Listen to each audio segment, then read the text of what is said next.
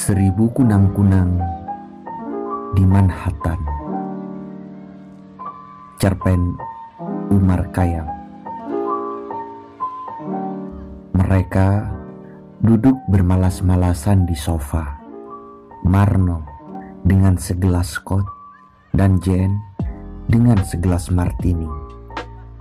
Mereka sama-sama memandang keluar jendela. Bulan itu ungu, Marno. Kau tetap hendak memaksaku untuk percaya itu. Iya, tentu saja kekasihku. Ayolah akui. Itu ungu bukan? Kalau bulan itu ungu, apa pula warna langit dan mendungnya itu? Oh, aku tidak ambil pusing tentang langit dan mendung. Bulan itu ungu, ungu. Ayolah, bilang. Ungu, kuning keemasan, setan. Besok aku bawa kau ke dokter mata. Marno berdiri, pergi ke dapur untuk menambah air serta es ke dalam gelasnya. Lalu dia duduk kembali di sofa di samping Jen. Kepalanya sudah terasa tidak betapa enak. Marno sayang, iya Jen. Bagaimana Alaska sekarang? Alaska? Bagaimana aku tahu? Aku belum pernah ke sana. Maksudku, hawanya pada saat ini. Oh, aku kira tidak sedingin seperti biasanya. Bukankah di sana ada summer juga seperti di sini? Mungkin juga. Aku tidak pernah berapa kuat dalam ilmu bumi. Gambaranku tentang Alaska adalah satu padang yang amat luas, dengan salju, dan salju. Lalu di sana sini rumah-rumah orang Eskimo bergunduk-gunduk seperti es krim vanili. Aku kira sebaiknya kau jadi penyair, Jen. Baru sekarang aku mendengar perumpamaan yang begitu puitis. Rumah Eskimo seperti es krim vanili. Tommy suamiku, bekas suamiku. Kau tahu? Maukah kau membikinkan aku segelas? Kau tidak pernah bisa bikin martini. Bukankah kau selalu bingung? Martini itu campuran gin dan vermouth atau gin dan bourbon. Oh, aku harus bikin sendiri lagi ini. Dengan susah payah, Jen berdiri dan dengan berhati-hati berjalan ke dapur. Suara gelas dan botol beradu terdengar berdentang-dentang. Dari dapur, bekas suamiku, kau tahu? Marno, darling. Iya, ada apa dengan dia? Aku merasa dia ada di Alaska sekarang. Pelan-pelan Jan berjalan kembali ke sofa. Kali ini duduknya mepet Marno. Di Alaska? Coba bayangkan, di Alaska. Tapi minggu yang lalu kau bilang dia ada di Texas atau di Kansas. Atau mungkin di Arkansas. Aku bilang, aku merasa Tommy berada di Alaska. Oh, mungkin juga dia tidak di mana-mana. Marno berdiri, berjalan menuju ke radio, lalu memutar knopnya. Diputar-putarnya beberapa kali knop itu hingga mengeluarkan campuran suara-suara yang aneh. Potongan-potongan lagu yang tidak tentu serta suara orang yang tercekik-cekik. Kemudian dimatikannya radio itu dan dia duduk kembali di sofa. Marno manisku. Iya Jen. Bukankah di Alaska, iya, ada adat menyuguhkan istri kepada tamu? Ya. Aku pernah mendengar orang Eskimo dahulu punya adat istiadat begitu.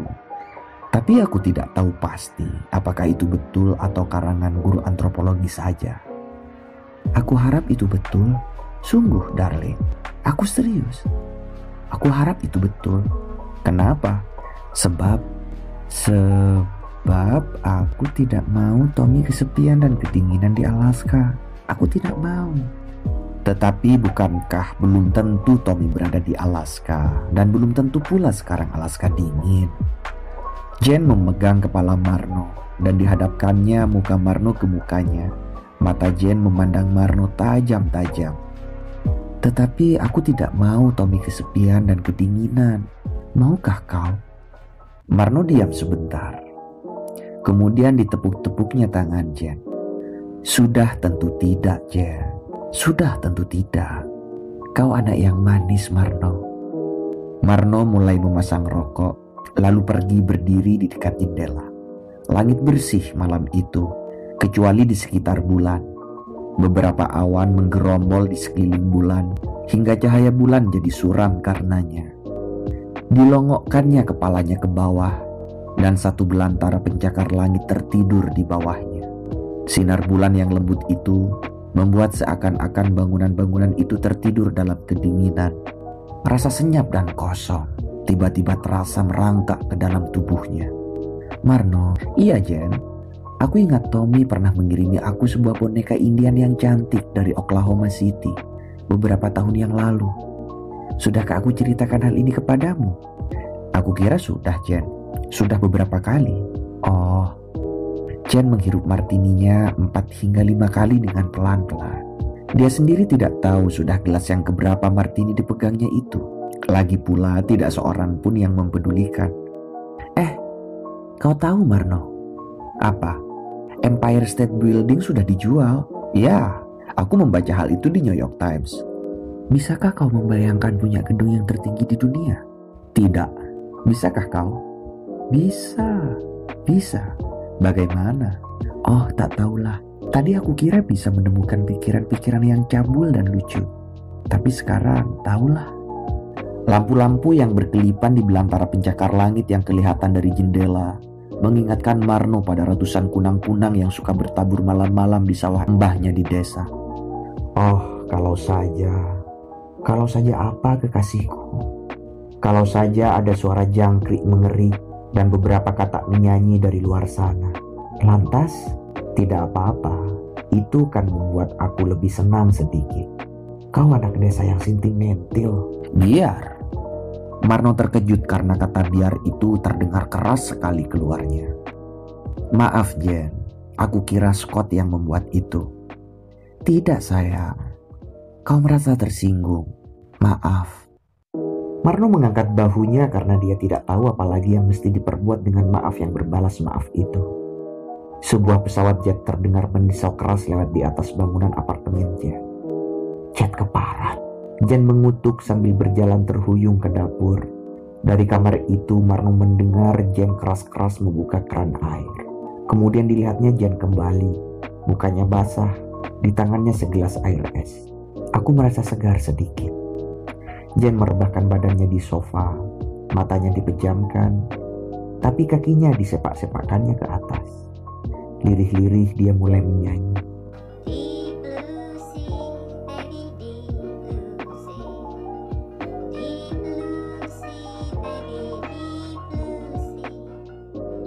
Pernahkah kau punya keinginan, lebih-lebih dalam musim panas begini, untuk telanjang lalu membiarkan badanmu tenggelam dalam sekali di dasar laut yang teduh itu, tetapi tidak mati dan kau bisa memandang badanmu yang tergeletak itu dari dalam sebuah sampan?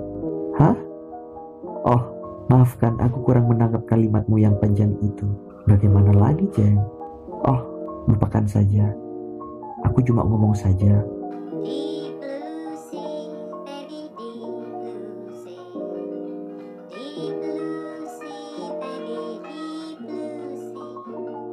Marno, iya, kita belum pernah jalan-jalan ke Central Park Zoo ya? Belum, tapi kita sudah sering jalan-jalan ke parknya. Dalam perkawinan kami yang 1 tahun 8 bulan tambah 11 hari itu, Tommy pernah mengajakku sekali ke Central Park Zoo. Aku ingat kami berdebat di muka kandang kera. Tommy bilang cimpanse adalah kera yang paling dekat kepada manusia. Aku bilang gorila. Tommy mengatakan bahwa sarjana-sarjana sudah membuat penyelidikan yang mendalam tentang hal itu, tetapi aku tetap menyangkalnya. Karena gorila yang ada di muka kami mengingatkan aku pada penjaga lift kantor Tommy. Pernahkah aku ceritakan hal ini kepadamu? Oh, aku kira sudah, Jen. Sudah beberapa kali. Oh, Marno, Semua ceritaku sudah kau dengar semua. Aku membosankan ya Marno. Membosankan. Marno tidak menjawab karena tiba-tiba saja dia merasa seakan-akan istrinya ada di dekat-dekat dia di Manhattan malam itu.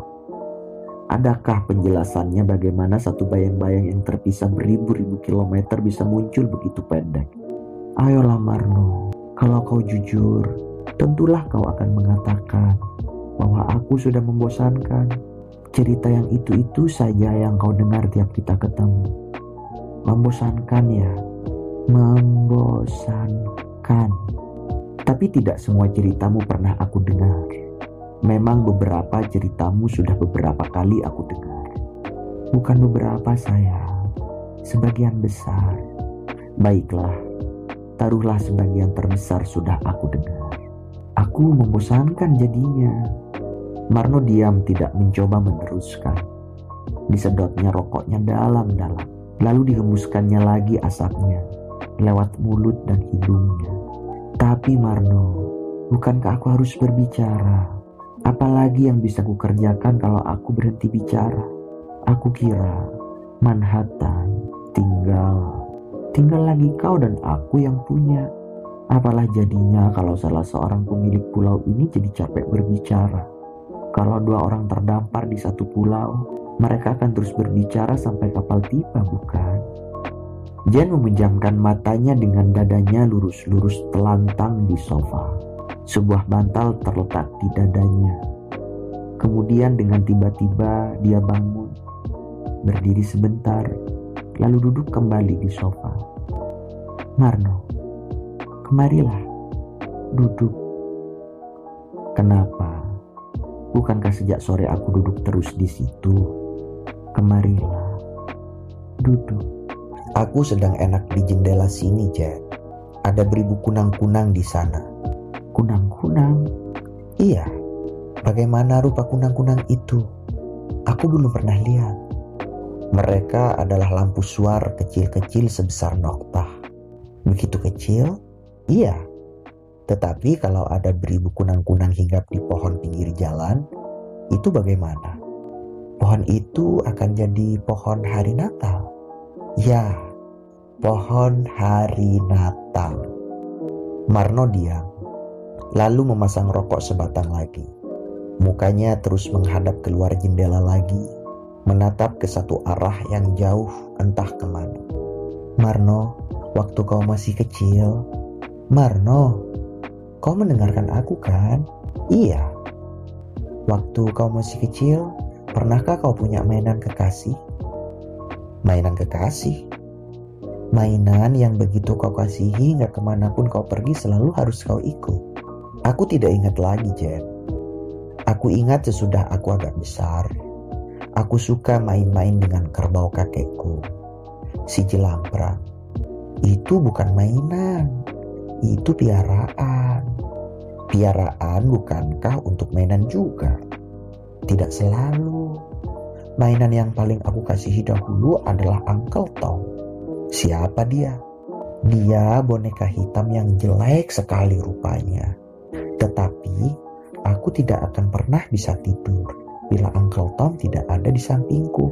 Oh, itu hal yang normal saja, aku kira. Anakku juga begitu. Punya anakku anjing-anjingan bernama Vivi. Tetapi aku baru berpisah dengan Uncle Tom sesudah aku ketemu Tommy di high school. Aku kira aku ingin Uncle Tom ada di dekat-dekatku lagi sekarang. Diraihnya bantal yang ada di sampingnya, kemudian digosok-gosokkannya pipinya pada bantal itu. Lalu tiba-tiba dilemparkannya lagi bantal itu ke sofa, dan dia memandang kepada Marno yang masih bersandar di jendela. Marno sayang, iya, aku kira cerita itu belum pernah kau dengar bukan? Belum, Jen. Bukankah itu ajaib? Bagaimana aku sampai lupa menceritakan itu sebelumnya? Marno tersenyum. Aku tidak tahu, Jen. Tahukah kau, sejak sore tadi baru sekarang kau tersenyum. Mengapa? Marno tersenyum. Aku tidak tahu, Jen. Sungguh. Sekarang Jen ikut tersenyum. Oh iya Marno, manisku. Kau harus berterima kasih kepadaku. Aku telah menepati janjiku. Apakah itu Jen? Piyama. Aku telah belikan kau piyama tadi. Ukuranmu medium large kan? Tunggu ya. Dan Jen seperti seekor kijang yang mendapatkan kembali kekuatannya sesudah terlalu lama berteduh. Melompat-lompat masuk ke dalam kamarnya. Beberapa menit kemudian dengan wajah berseri dia keluar kembali dengan sebuah bungkusan di tangan. Aku harap kau suka pilihanku. Dibukanya bungkusan itu dan dibeberkannya piyama itu di dadanya. Kau suka dengan pilihanku ini? Ini piyama yang cantik, Jen. Akan kau pakai saja malam ini? Aku kira sekarang sudah cukup malam untuk berganti dengan piyama. Marno memandang piyama yang ada di tangannya dengan keraguan. Jen, iya sayang. Aku belum tahu. Apakah aku akan tidur di sini malam ini? Oh, kau banyak kerja. Tidak seberapa sesungguhnya. Cuma tak tahulah. Kau merasa tidak enak badan? Aku baik-baik saja. Aku tak tahulah Jen. Aku harap aku mengerti sayang. Aku tak akan bertanya lagi. Terima kasih Jen. Terserahlah. Cuma aku kira aku tak akan membawanya pulang. Oh. Pelan-pelan dibungkusnya kembali piyama itu lalu dibawanya masuk ke dalam kamarnya. Pelan-pelan Jen keluar kembali dari kamarnya. Aku kira aku pergi saja sekarang Jen. Kau akan menelpon aku hari-hari ini kan? Tentu Jen.